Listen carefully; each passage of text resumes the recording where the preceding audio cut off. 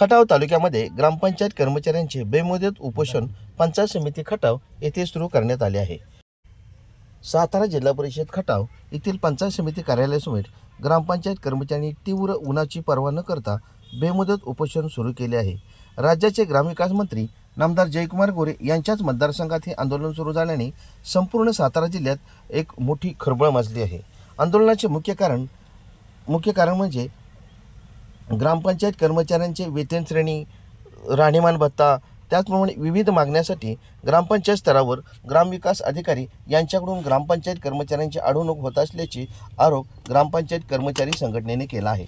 यासाठी जिल्हा परिषदेचे सदस्य संदीप मांडवे यांनी भेट देऊन त्यांच्या मागण्या तात्काळ सोडवण्याचे त्यांनी अभिवाचन दिले। सरपंच हा ठराविक कालावधी करता असतो, ग्रामसेवक हा ठराविक कालावधी करता असतो, परंतु ग्रामपंचायत कर्मचारी हा लागल्यापासून सेवानिवृत्तीपर्यंत गावाची सेवा करण्याचं काम करतो। आणि हे काम करत असताना आज आपण बघितलं गावगाड्यातल्या अगदी जन्मलेल्या मुलापासून म्हाताऱ्या माणसापर्यंत सर्वांना आपुलकीचा वाटणारा कोण असेल तर ग्रामपंचायत कर्मचारी। आणि त्या ग्रामपंचायत कर्मचाऱ्यांच्यावर निश्चितपणे ही वेळ आलेली आहे, अत्यंत वेदनादायी विषयाला म्हणावा लागेल।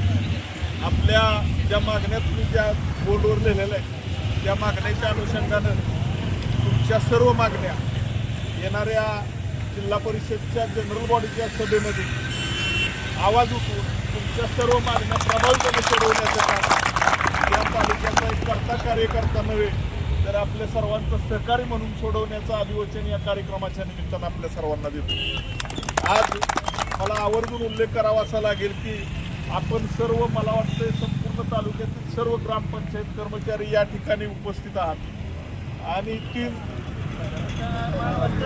मान आणि खटाव म्हणजे निश्चितपणे आपल्या ज्या काही वेदना आहेत, आपले जे काही प्रश्न आहेत ते इथून पुढच्या कालावधीमध्ये निश्चितपणे प्रभावीपणे सोडवून आपल्या सर्वांना न्याय देण्याची भूमिका कर्ता कार्यकर्ता म्हणून आपल्या सर्वांना वचन देत असताना आपल्या मागण्याचं जे पत्र आहे प्रशांतराव, मला तुम्ही ते सगळं पत्र तुम्ही लिहून द्या।